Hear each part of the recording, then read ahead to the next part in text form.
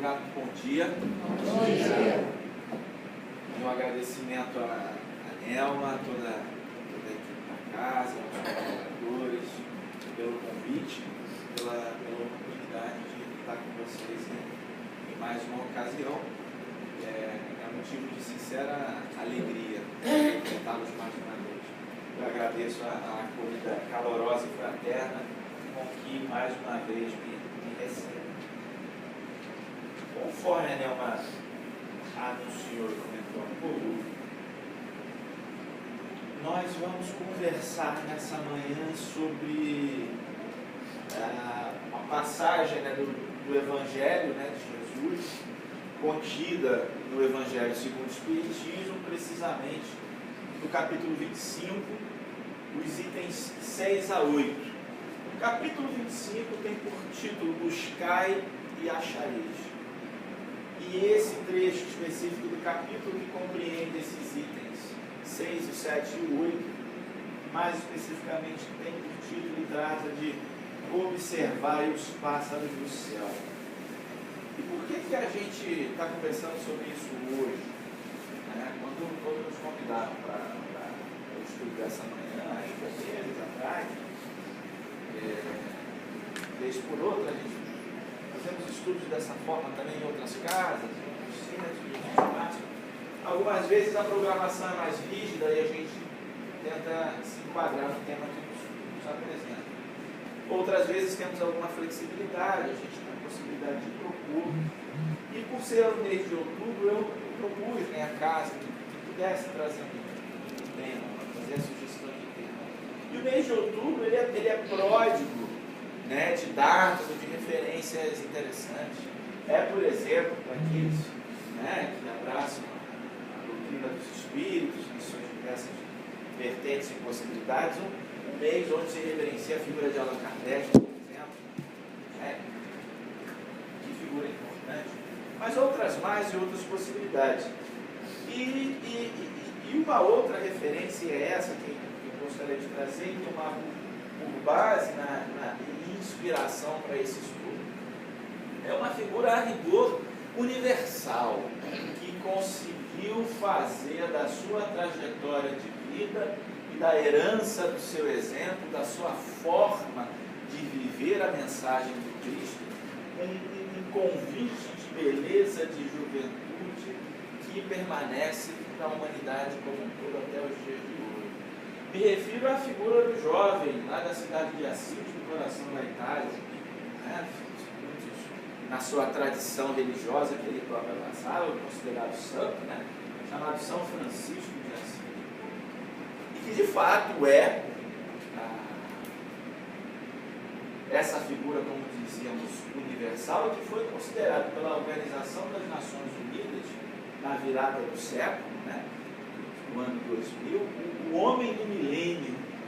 Ele que viveu lá no século XIII, virado do XIII para o XIV, nasceu em 1291, do 12 para o 13, 1191 ou 1192, não se sabe precisar exatamente o ano em que ele nasceu, mas que entre todos os homens que passaram por esse mundo, ao longo de 1000 anos, do segundo milênio, a Organização das Nações Unidas, que é aquela entidade para muitos que representa o mundo inteiro, numa dimensão política, etc., foi aquele homem considerado mais importante, ou que a sua vida, a sua conduta, a sua mensagem foi a mais relevante, a que mais merecia ser enaltecida e reconhecida.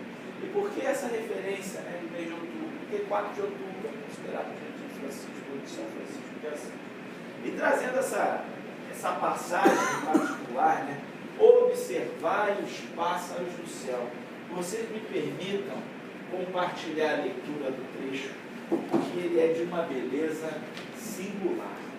Ele está contido lá no Evangelho de Mateus, capítulo 6, itens 19 a 21, e depois dos itens 25 a 34. E diz assim as palavras de Jesus: não acumuleis tesouros na terra, onde a ferrugem e os vermes os comem, e onde os ladrões os desenterram e roubam. Acumulai tesouros no céu, onde nem a ferrugem nem os vermes os comem. Porquanto, onde está o vosso tesouro, aí também estará o vosso coração. Eis porque vos digo, não vos inquieteis por saber onde achareis o que comer para sustento da vossa vida, nem de onde tirareis vestes para cobrir o vosso corpo. Não é a vida mais do que o alimento e o corpo mais do que a veste? Observai os pássaros do céu. Não semeiam, nem ceifam, nada guardam em celeiros, mas vosso Pai Celestial os alimenta. Não sois vocês muito mais do que eles? E qual dentre vós o que pode, com todos os seus esforços, aumentar em 1 centímetro ou 1 côvado a sua estatura? Porque também vos inquietais pelo que vestes. Observai como crescem os lírios dos campos, não trabalham nem fiam. Entretanto, eu vos declaro que nem Salomão, que era um rei muito rico, em toda a sua glória, jamais se vestiu como um deles. Ora, se Deus tem o cuidado de vestir dessa maneira a erva dos campos, que hoje existe e amanhã será lançada no fogo, na fornalha, quanto maior cuidado terá Deus para vestir-o de vós, ó homens de pouca fé. Não vos inquieteis, portanto, dizendo: que comeremos, ou o que beberemos, do que nos vestiremos? Como fazem os pagãos quando se perguntam das coisas, que andam à procura de todas essas coisas, porque vosso Pai sabe tudo daquilo que tens necessidade. Buscai primeiramente o reino de Deus e a sua justiça, que todas essas outras coisas vos serão dadas de acréscimo. Assim, portanto, não vos coloqueis inquietos pelo dia de amanhã. O amanhã cuidará de si. A cada dia basta o seu mal. Não é um trecho tão longo, tão pouco, tão curto, mas que tem algumas frases ou passagens que são emblemáticas e que são, vez por outra, lembradas, ditas, repetidas ou sussurradas por nós, como alguns companheiros aqui presentes o fizeram durante essa leitura. Nós vamos destacar algumas delas um pouco mais adiante, mas me permitam retomar a introdução que fazíamos.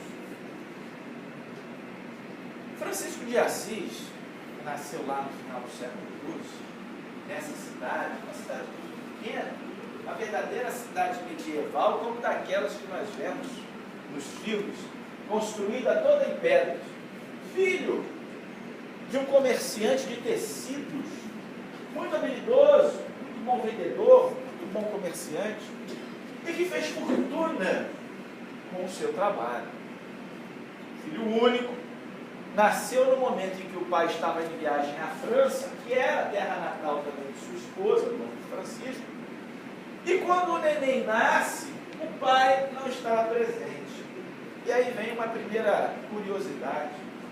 A mãe, ao nascer do filho na ausência do pai, dá a ele o nome de João, ou, em bom italiano, Giovanni de Pietro, de Bernardone. Pietro, Pedro era o nome do pai, e Bernardone, que era o nome do avô.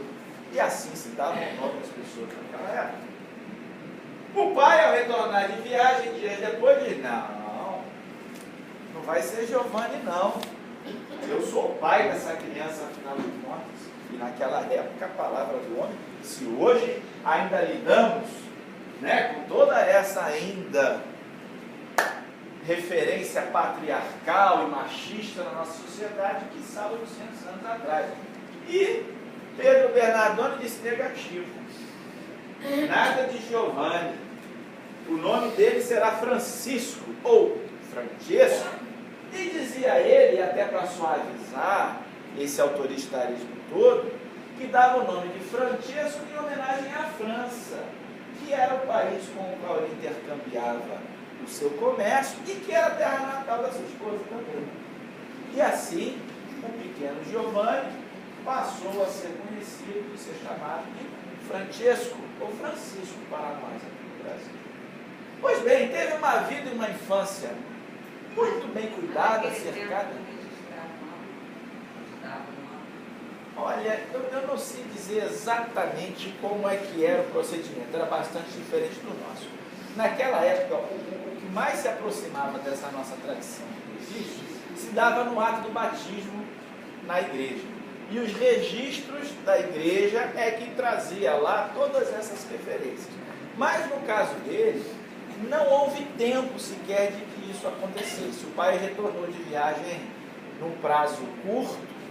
Então, quando houve, de fato, qualquer providência de registro, ele já foi registrado com outro nome, com o segundo nome. O Assis vem da cidade. Também, só que não era um nome, digamos assim, um nome de registro. Era um nome popular. Assim como a gente diz hoje, por exemplo, Jesus de Nazaré. Não é verdade? Ah, Jesus de Nazaré, não era o sobrenome dele. Né? Era a cidade da família dele, de origem. Então as referências na antiguidade se davam muitas vezes esses nomes quanto à cidade ou à região de origem. Pois bem, então ele teve uma infância, uma juventude cercada de todos os cuidados, de todas as facilidades que a gente possa imaginar. Era um verdadeiro bibelô na mão da mãe e um playboy na mão do pai, porque dava de tudo, fazia todas as vontades, então tinha as roupas mais caras.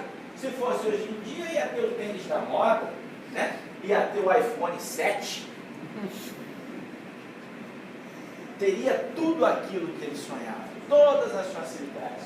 E, embora já manifestasse toda a nobreza e virtude do espírito, que realmente já o era, dado o seu processo evolutivo e outras experiências anteriores, e aí vocês me permitem um parêntese, apenas uma curiosidade, que muitos o dizem e eu partilho desse ponto de vista, embora ele não seja algo fundamental, que uma das reencarnações anteriores de Francisco de Assis teria sido na companhia do nosso Senhor Jesus Cristo, na figura daquele que era chamado o apóstolo bem-amado, João, o evangelista. E aí, se vale a coincidência, qual foi o nome que a mãe deu para ele na primeira vez? João. Então já trazia todas essas características, todo esse patrimônio espiritual de virtudes de elevação. Mas, e aí vale dizer que a essência da nossa conversa dessa manhã, o quanto que as injunções, alguns diriam kármicas, vamos dizer, mundanas, materiais, físicas, são tão fortes a nos impressionar os sentidos, aos apelos que o mundo faz, que até um espírito dessa dimensão, dessa envergadura, teve um início de vida um tanto quanto conflituoso, se deixando levar, e assim diz, uns dizem que mais, outros dizem que menos, os detalhes às vezes escapam, mas que teve uma juventude dada aos prazeres que a vida oferece, tal qual qualquer jovem o fazia naquela época. Entregue às paixões, do namoro, das festas, e por aí vai. Por mais que fosse alguém bom. Não era propenso nem aos vícios, nem à prática de nenhum tipo de maldade, etc. Mas, enfim, essas chamadas injunções, o contexto reencarnatório, os apelos no mundo material também refletiam e faziam eco naquele jovem, né, ainda imaturo para a vida e até por isso sensível, frágil para esses apelos que o mundo fazia. Mas era o grande líder da sua patota, da sua turma, muito jovial, muito alegre, muito talentoso na fala, na trova, como se faz ainda hoje, mas naquela época principalmente, aquelas serenatas à luz da lua, nas madrugadas da cidade, dos namoros, enfim, por aí. Viveu intensamente a sua juventude e tinha por sonho, o grande sonho de Francisco era ser cavaleiro. Cavaleiro. Como nós vemos até hoje nos filmes ou nos livros, nos contos de cavalaria, na sociedade os homens mais admirados eram os cavaleiros, pela sua nobreza, pelas suas virtudes, de homens justos, de homens guerreiros, e que tinham toda uma pompa e circunstância de um status, de um reconhecimento, como teria hoje, vamos dizer, um jogador de futebol. Está aqui nosso amigo botafoguense, que está feliz, né? Está feliz no Botafogo. O jogador de futebol hoje representa, de certa forma, você não tem toda essa nobreza do cavaleiro, mas se você perguntar para qualquer menino de 10 anos de idade, o que você quer ser quando crescer? 9 entre 10 não respondeu, quero ser jogador de futebol. E ele, naquela época, não existia futebol, o sonho dele era ser cavaleiro, porque todos os meninos queriam ser cavaleiro, porque era famoso, porque era bonito, porque namorava todas as meninas, e ele estava nesses sonhos de juventude. Pois bem, eis que a cidade de Assis entra em conflito com a cidade vizinha, a cidade de Perugia, que a rigor era uma espécie de uma capital daquela região, uma cidade muito mais poderosa, muito mais rica, e até hoje sabe-se lá pelas contas por que eles arrumaram a encrenca com Perugia, porque estava na cara que não ia ganhar. Mas pois bem, houve lá um conflito de interesse, Assis entrou em guerra, houve uma batalha com a cidade de Perugia, o pai de Francisco viu ali a oportunidade, né? Tinha uma série de interesses também de ordem comercial, ele queria que o filho fosse cavaleiro para tentar ser nobre, etc. E ele também, nos seus sonhos de juventude, embarcou naquela. O que o pai fez? Comprou a melhor armadura, o melhor cavalo, montou o filho, né? Que nem Mandinis, né? Imagina isso. E lá foi Francisco junto com a turma dele para a batalha contra Perugia. Resultado: primeiro confronto lá que teve foram trucidados. O exército, o pequeno exército de Assis foi trucidado, não teve a menor chance. Aqueles que se renderam, a maior parte, foram mortos e guardaram vivos apenas os nobres e os ricos. Por quê? Porque eles negociavam a vida desses por bastante ouro.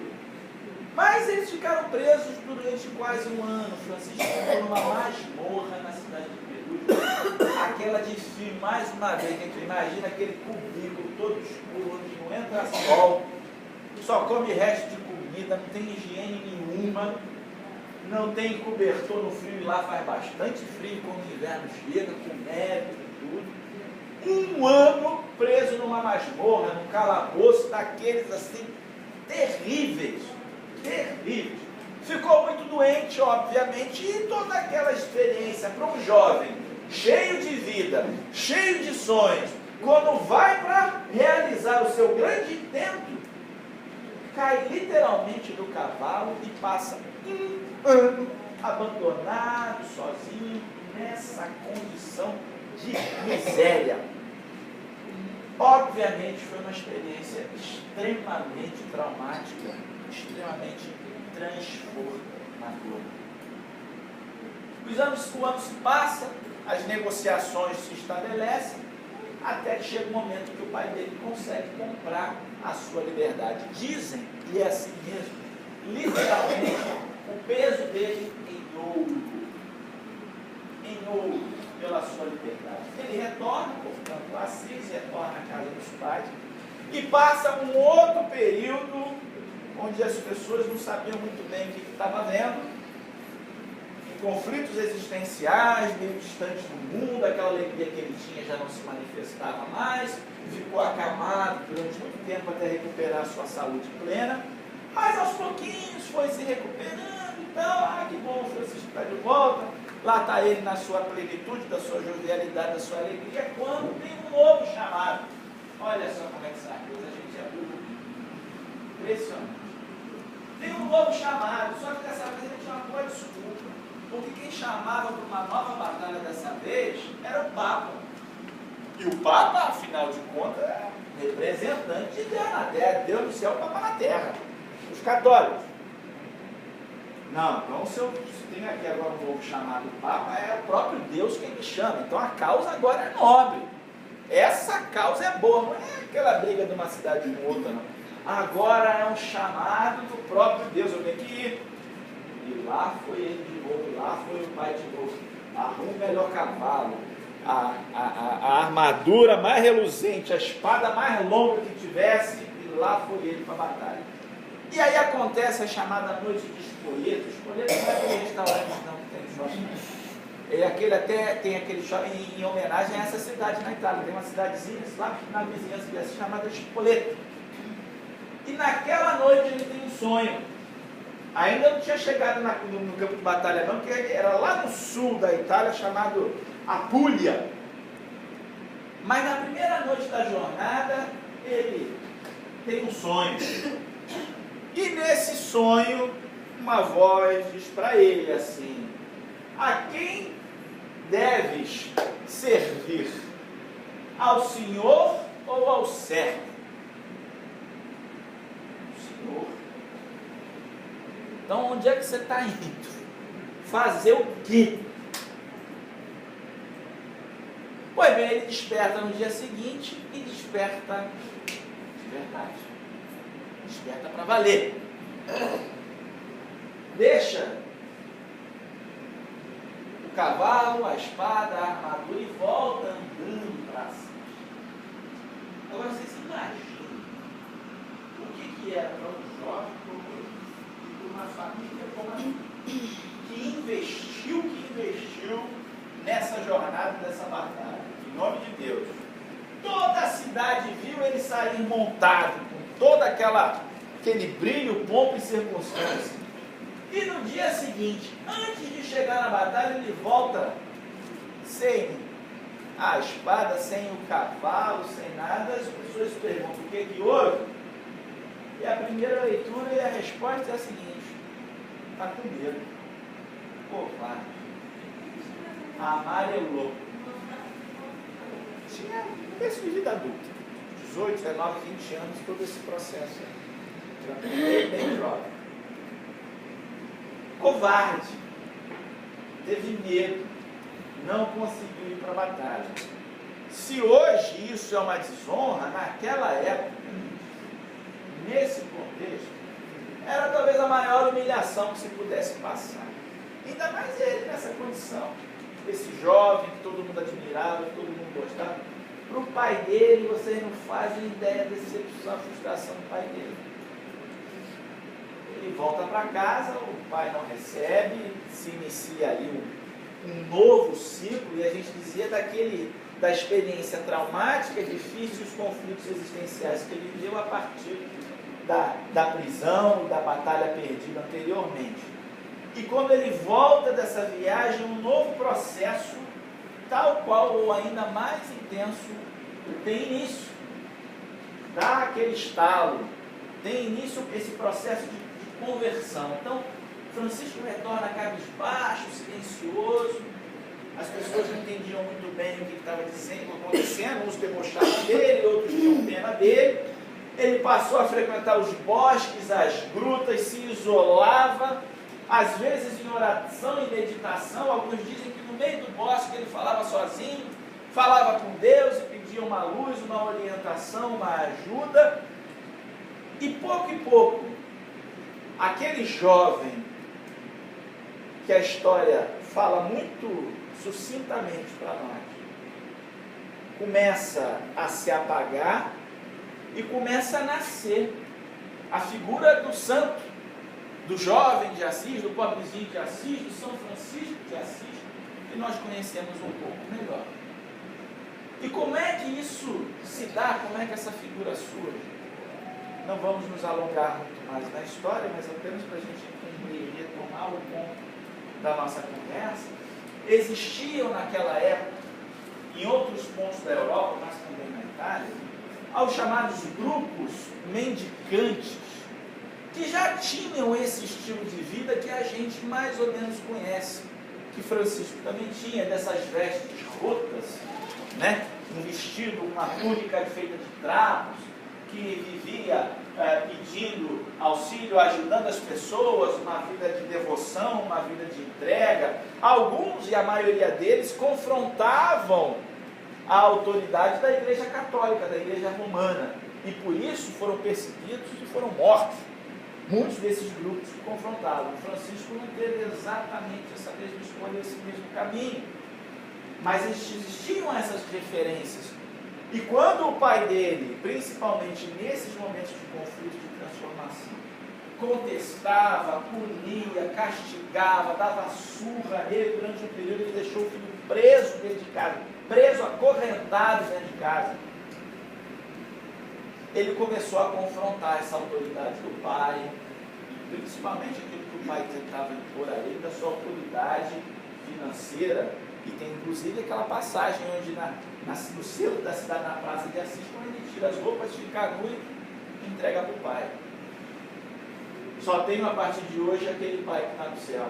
Uma passagem dura, certamente. Um episódio bastante difícil, traumático. Para ele, inclusive, mas foi a forma de simbolicamente ele dizer: não vou me submeter à sua autoridade. Não vou me submeter aos seus desejos. Eu tenho uma nova vida, eu tenho um novo caminho a seguir e eu preciso fazê-lo com a devida independência. Pois bem. Então Francisco busca esse caminho da pobreza, busca o caminho da fé, passou a frequentar a igreja como nunca antes na vida fazia, para assistir às missas. Os trechos do Evangelho em língua comum, não se sabe o quanto que ele falava bem latim ou não, mas por ser filho de uma família rica, se entende que provavelmente ele falava, então tinha a capacidade de ler, embora não se houvesse tantas cópias ou exemplares da Bíblia, do Evangelho, mas daquilo que ele tinha acesso, ele buscava essa referência, essa inspiração, e passou alguns anos de conversão, algo como 2 ou 3 anos da sua vida nesse estado, até que ele, um dia visitando uma pequena capela, uma igrejinha, assim, do lado de fora da cidade, assim, muito próximo, que é a capela de São Damião, que estava abandonada, estava às ruínas. E ele, numa dessas suas visitas de reflexão, de prece, de oração, tinha lá um crucifixo, mais ou menos desse tamanho aqui, ó, de madeira, jogado assim num canto da igreja, no meio dos escombros, e ele ali naquele momento de fé, de prece, de oração, contemplando aquele crucifixo, olhando para os olhos de Jesus, ele escuta como se fosse o próprio Cristo ali presente, dizendo para ele: meu filho, não vê que minha igreja está em ruínas? Reconstrói a minha igreja. Hoje podemos dizer, e assim se faz, que o convite de Jesus era o convite da reconstrução, da recondução da instituição igreja, naquela época dedicada às questões do mando, do poder, da guerra, do dinheiro, afastadas da essência mesmo do Evangelho. E depois Francisco, de fato, fez uma contribuição extraordinária nesse sentido, não suficiente, e toda a história da Idade Média que se segue conta isso para a gente. Mas hoje temos um Papa Francisco, não curiosamente adotou esse nome, toda a sua conduta tenta resgatar essas referências lá de 800 anos. Mas Jesus o convida a reconstruir a igreja, e ele olha em volta e vê que aquela capelinha estava realmente caindo aos pedaços, e ele falou: é aqui mesmo, é aqui mesmo. Foi catar as pedras e começou a reconstruir aquela igreja, literalmente. A gente entende que o convite do Cristo não era literal, não era para aquela igreja de tijolo, mas ele entendeu assim, e assim ele começou a fazer, tem que começar por algum momento. E é bom que as nossas realizações se materializem nesse mundo, isso é muito importante também, porque às vezes a gente fica lá na espiritualidade, esquece também do que ele está fazendo por aqui. A experiência humana é por demais importante também. Se não fosse, Deus não tinha feito o mundo material para a gente viver. Ele reconstrói aquela igreja e nesse processo ele reconstrói outras duas. Uns diziam que ele era louco, outros diziam que ele tinha encontrado alguma coisa muito especial. E os seus velhos amigos, alguns que tinham ido estudar, outros que tinham ido fazer dinheiro, outros que tinham ido para a guerra, outros que tinham virado cavaleiros, começaram cada um no seu lugar a coçar a cabeça, falar: tem alguma coisa errada comigo, a guerra não está me dando a recompensa que eu queria, os negócios estão pouco, eu estou aqui enfurnado nesses estudos, desses livros. E eu olho para Francisco quando eu passo em Assis e eu vejo ele lá cantando, alegre. Tem alguma coisa muito estranha acontecendo aqui. E esses amigos dele lá de outras épocas começaram a se aproximar. Alguns escondidos. Não podia, afinal de contas, né? E imagina eles que ainda tinham uma reputação na sociedade, vão andar com aquele que é um mendigo, mal falado, essas não vão. Então eles ficavam assim, espreitando, olhando de longe, curiosos. De vez em quando, se não tinha ninguém por perto, eles se aproximavam, puxavam uma conversa. E na medida em que eles foram convivendo de novo com Francisco, eles perceberam realmente que ele tinha encontrado um tesouro extraordinário. Muito mais importante. Imperecível, como diz a passagem do Evangelho dessa manhã, que eles não haviam encontrado em nenhum outro lugar do mundo. E assim, pouco e pouco, os primeiros irmãos foram se aproximando, foram fazendo o mesmo movimento de Francisco, largando o mundo, dando aquilo que tinham para os pobres, para quem precisasse, e passando a ter um estilo de vida parecido com o dele. E aí a gente retoma justamente nesse ponto. O modo de vida franciscano, o que ele significa e qual é a sua origem. Francisco nesse... Mas tinha uma pessoa que não saiu do lado dele o tempo todo, foi a Clara, né? Clara vem depois. Ela era apaixonada por ele. Clara, pegando esse parênteses, eles seriam certamente, eles seriam certamente para nós, caso a vida deles não tivesse o rumo do amor, não tivesse feito a escolha do amor, vamos dizer assim, seriam enamorados, embora efetivamente eles nunca tenham consumado esse amor carnal, né, fisicamente, mas eram espíritos muito afins, comprometidos um com o outro de muito tempo. Clara era bem mais jovem que Francisco, quase 10 anos mais jovem que ele. Então, nesses primeiros tempos, nessas primeiras experiências, esse período que eu estou narrando para vocês, ela era muito menina, entrando na adolescência, então ela não tinha ainda a oportunidade de se aproximar tanto dele, mas ela conhecia, ele era bastante conhecido, a cidade era muito pequena. Ela sim era de família nobre, também de família rica. Anos se passam, quando a história está um pouquinho mais à frente, a ordem franciscana já está estabelecida, é quando Clara faz o mesmo movimento que Francisco que os irmãos fizeram, né? Larga a vida de conforto, a vida da nobreza e passa a ter também uma vida pobre, uma vida dedicada ao próximo, uma vida dedicada a Deus. Mas ela foi sempre a grande parceira, a grande amiga. E tem um detalhe só, não me alongar muito nesse parênteses, que eu gosto de trazer. A diferença de Clara e de Francisco, dois espíritos muito nobres e difícil dizer quem está um pouquinho melhor do que quem é. Mas tem um detalhe na trajetória de vida deles, e que as próprias circunstâncias da vida também ajudaram ou fizeram as coisas acontecerem assim, como foram. Francisco foi o homem que se fez santo, com todas as aspas. Por quê? Porque a história dele mostra isso. Ele foi um homem do mundo, a sua juventude. Teve sonhos, projetos, como jovem viveu. E as experiências da vida dele resgataram aquele patrimônio do espírito que estava lá, talvez um pouco, né, mais profundo. Emergiu, quando emergiu, a história dele é extraordinária. É uma coisa beira inacreditável, como sai daqui e vai para lá. Só que Clara não. Clara, como se já tivesse nascido pronta. Ela teve uma trajetória linear, diferente da dele, né? Que vai para depois, a história de Clara, ela tem uma linearidade, não só por já ser o espírito que era, mas também pelas circunstâncias, por ser mulher, nobre. Então, o sentido de proteção, de possibilidade da vida dela, não lhe dava muita oportunidade para ser muito diferente. Ficou a vida inteira dentro de casa, muito certinho, etc, etc. Foi moldando, não era que nem Francisco que era jovem, homem, e que ia para o mundo, que ia para a festa, etc, etc, etc, etc. Dá para guardar um paralelo hoje em dia, embora hoje, felizmente, as meninas também, as mulheres têm possibilidades. Né? Ainda tem resistência, mas já é bem diferente. Naquela época, a menina ela não tinha chance de ser nada diferente disso. Mas voltando aqui ao ponto da nossa história, para resgatar o diálogo com a passagem do Evangelho,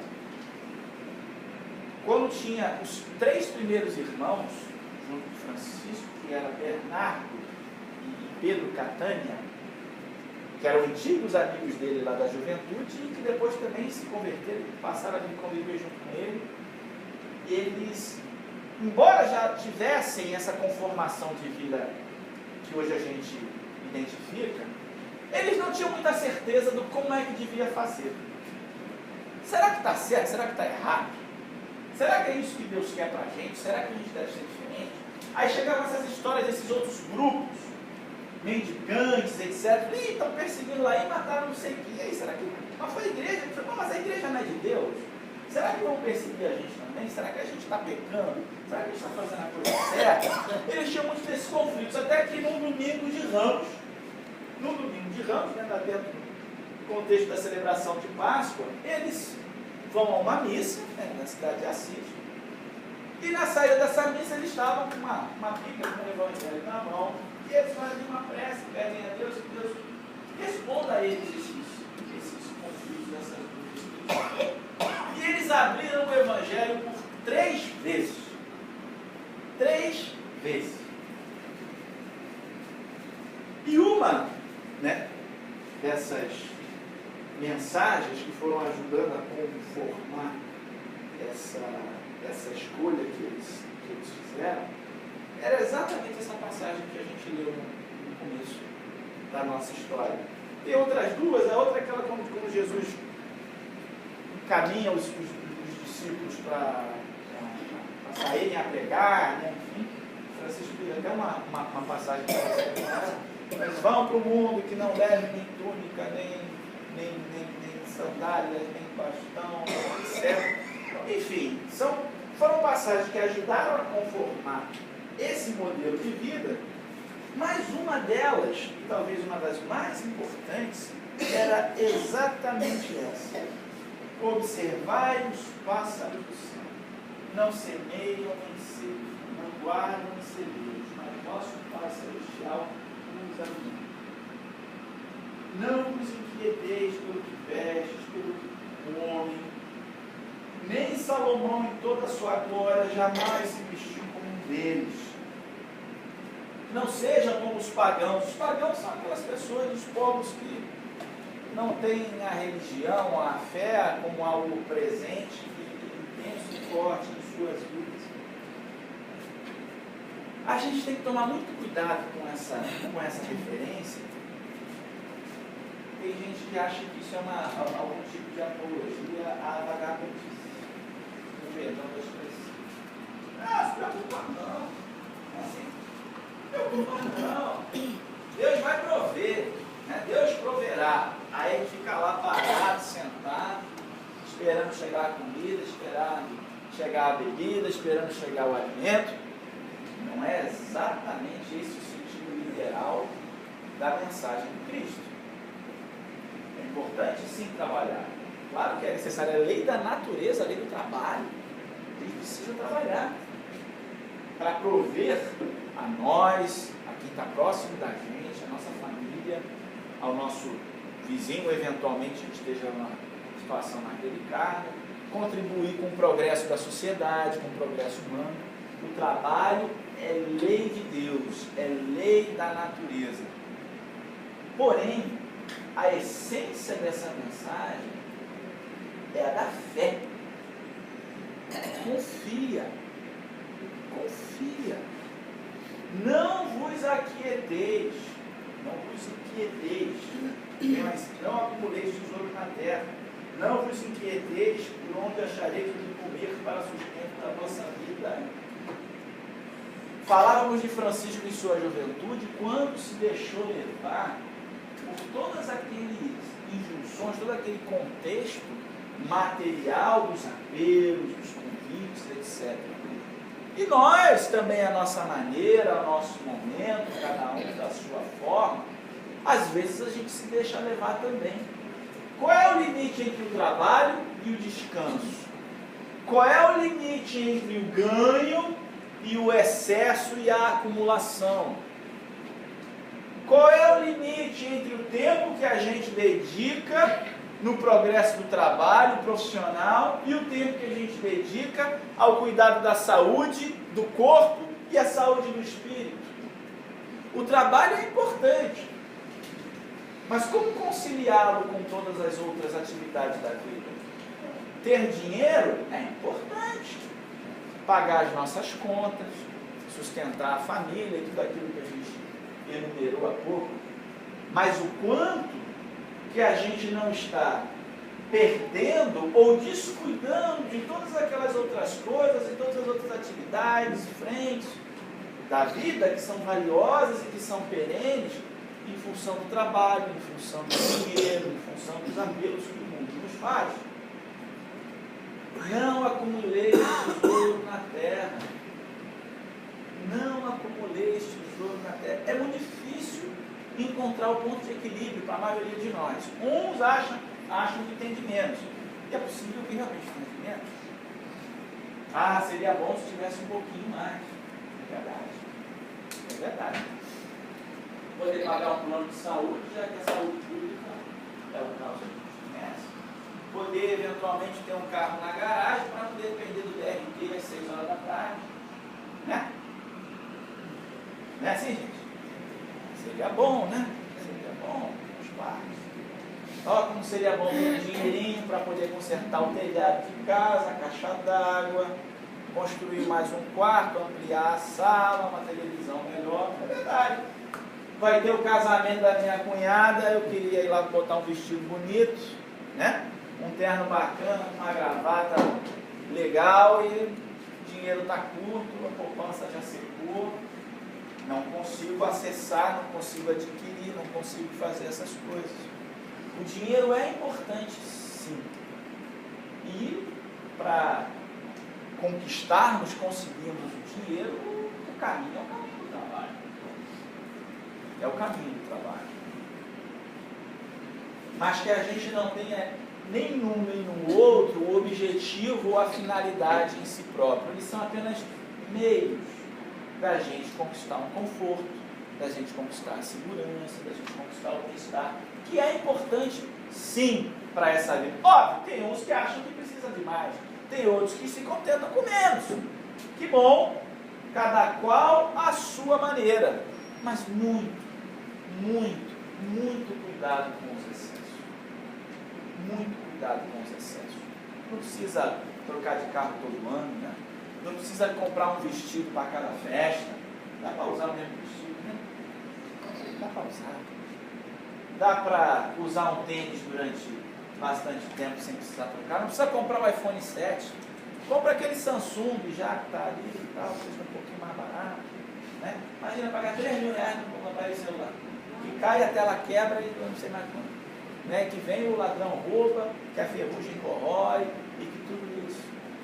Que a gente possa verdadeiramente ter essa lucidez, que não é fácil. Lembrando que Francisco, com todas as suas condições espirituais, de um espírito maduro que já o era, olha a dificuldade dele no princípio de vida, de juventude, de acessar todo esse patrimônio e fazer valer, para que ele não desviasse tanto, não se distraísse tanto ao longo da vida. E depois, quando as experiências mais difíceis bateram à sua porta e que foram necessárias para esse resgate e essa transformação, passaram-se anos para isso. esse despertar, esse sentido de maturidade, ele não está à nossa disposição assim na prateleira, pegar e vestir que está pronto. É um processo. É um processo. Demanda tempo, reflexão, as experiências, etc. Mas é para isso que a gente vem aqui, por exemplo. Porque é no momento em que a gente para, a gente se ouve, a gente ouve uma palavra, a gente ouve uma oração, a gente troca impressões, sentimentos, abraços, o afago, o carinho, o aconchego do companheiro, do amigo. São essas trocas, são esses momentos que nos servem de marcos, de baliza ao longo da nossa vida atribulada, cheia de conflitos, cheia de confusão, e é mesmo. E é mesmo. A gente sabe o que é, que a gente não olha para o outro e fala, aquele ali está com a vida ganha. Está nada. Está nada, a gente não sabe o que está passando. Aparenta. Aparenta. Que conflitos ele carrega dentro de si. Que confusões ele não traz dentro de casa. Que dificuldades ele não tem no trabalho dele. Será que dorme bem? Será que está faltando alguma coisa? Será que tem alguém doente? Será que ele está doente, está lutando ali, silencioso, às vezes sozinho, solitário, contra aquela doença? A gente não sabe. Essa vida da gente não é parque de diversão. Óbvio, não dá para ser uma vida mar de rosas, não é esse o propósito. Também não dá para ser uma vida de terra arrasada, só de sofrimentos e lágrimas de espírito. Também não. A gente tem momentos, a gente tem ciclos, mas tenho absoluta certeza, todos nós passamos por momentos de calmaria, por momentos de mar agitado. Se não for assim, é uma vida desperdiçada. E como Deus é toda sabedoria, não vai desperdiçar a oportunidade da encarnação de ninguém, deixando alguém aqui só navegando em águas tranquilas. Chega o momento que as águas estão ventosas. Chega o momento dos conflitos, que são os momentos do crescimento, são os momentos do despertamento, são os momentos desse convite para um olhar mais atento, mais sensíveis àquilo que significa a nossa experiência nesse mundo. A vida é uma escola, né? Essa é uma imagem bastante batida, mas absolutamente verdadeira. A vida é uma escola, que a gente aprenda as lições que ela nos proporciona, que ela nos oferece, que a gente saia fortalecido, que a gente cresça com isso de verdade. Né? E principalmente aí nos atendo a mensagem da manhã de hoje, que a gente trabalhe por tudo, seja o trabalho de casa, seja o trabalho da educação dos filhos, seja o trabalho do cuidado de uma pessoa que necessita da gente, seja aquele trabalho remunerado, profissional, que nos traz o pão, nos traz o seu, que a gente trabalhe com dignidade, que a gente consiga conquistar aquilo que a gente deseja, que o nosso suor honesto nos proporciona, mas que a gente não se deixe enganar e valorizemos aquilo que realmente tem valor, que são os tesouros do céu, que são as virtudes que a gente conquista, que são as amizades que a gente constrói, que é a fé que a gente desenvolve e que é o bem e a paz que a gente pratica e que a gente espalha quando a gente faz. Que o bom Mestre Jesus abençoe a todos vocês.